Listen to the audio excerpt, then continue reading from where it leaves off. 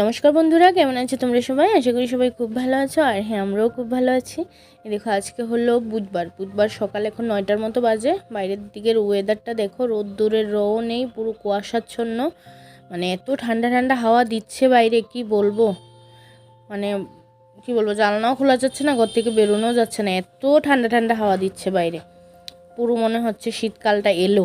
এতদিন ছিল না, কিন্তু আজকে 3-4 দিন হলো, 31 ডিসেম্বরের বিকাল থেকে শুরু হয়েছে এই ঠান্ডাটা। তারপরে এখনো পর্যন্ত চলছে, সকাল থেকে মোটামুটি 11টা 11:30 পর্যন্ত এই যে কুয়াশাচ্ছন্ন থাকে। তারপরে একটু একটু রোদ্দুর উঠলেও মানে কি বলবো, একটু একটু রোদ্দুর উঠে আর বেশিক্ষণ থাকেও না, ঘন্টা দুই ঘন্টা 2.5 ঘন্টার মতো থাকে রোদ্দুরটা। তারপর আবার সেই যে শুরু হয়ে যায় ঠান্ডা, কুয়াশাচ্ছন্ন, ঠান্ডা ঠান্ডা হাওয়া দেওয়া, এসব শুরু হয়ে যায়। আচ্ছা, যে যাই হোক, সময় তো 9টার মতো বাজে যখন উঠেছি ঘুম থেকে। তারপর উঠেই দেখছি বাইরের ওয়েদারটা এরকম, তোমাদের সাথে একটু শেয়ার করে দিলাম। তারপরে এইদিকে সমস্ত কাজকর্ম সেরে, মানে সমস্ত কাজকর্ম বলতে মেয়েকে ফ্রেশ করিয়ে নিজে ফ্রেশ হয়েছি। তারপর চা খেয়ে নিলাম, চা আর কেক খেলাম সকালে আজকে। তারপরে এই যে চলে আসলাম নিত্যদিনের একটাই কাজ, যে বিছানাটায় আমি ঘুমাই সেই বিছানাটা গুছানো।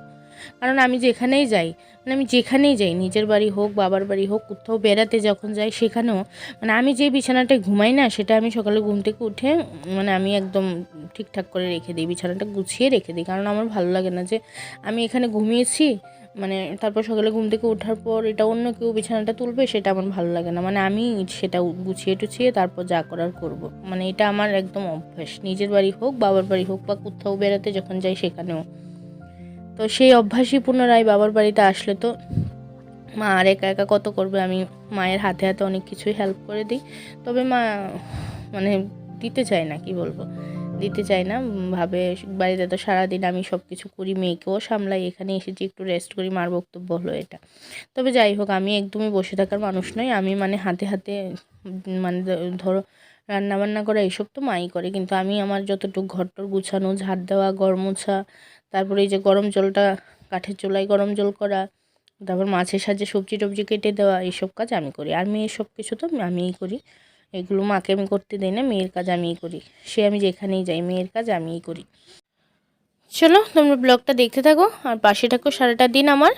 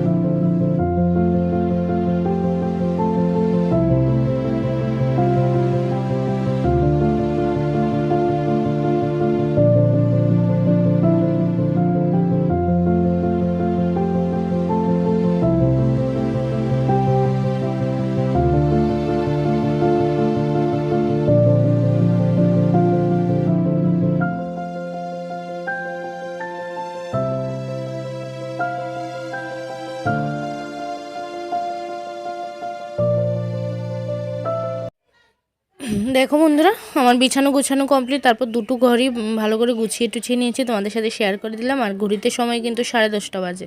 এই দেখো, বাইরে এখনও রোদ্দুরের কোনো পাত্তা নেই, কিন্তু রোদ্দুরের পাত্তা না থাকলেও আমাদের তারে কিন্তু কাপড় ঝুলে গেছে।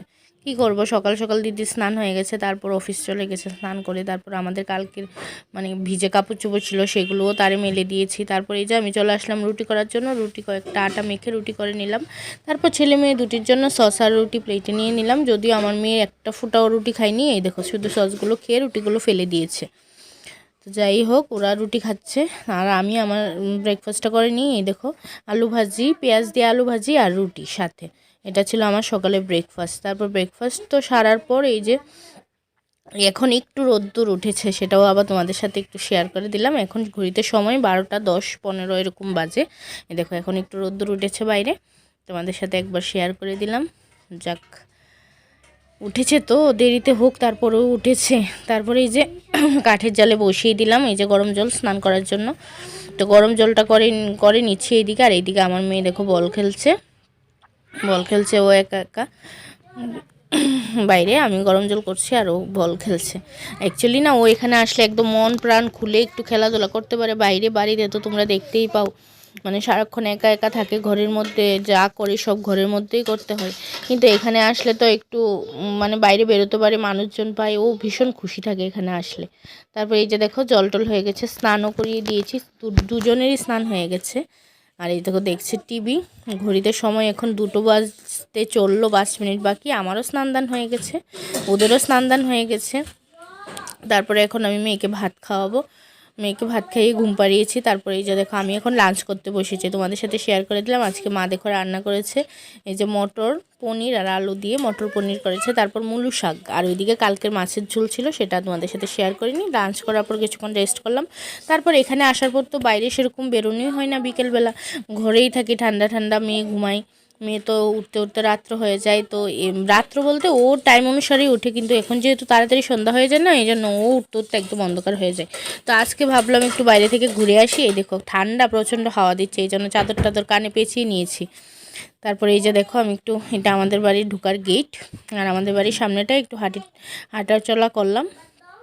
তো দেখো বন্ধুরা, এইটা হলো আমাদের বাড়ির মেন রোড, আর ওই গেটটা হলো আমাদের মানে কি বলবো বাড়ির গেট। তো আজকের ব্লগটা এখানেই শেষ করে দিচ্ছি বন্ধুরা। ব্লগটা কিছু যদি ভালো লেগে থাকে তাহলে ব্লগটা ছেড়ে যাওয়ার আগে please do like, comment, share, and আমার চ্যানেলটা অবশ্যই সাবস্ক্রাইব করে দিও। টাটা।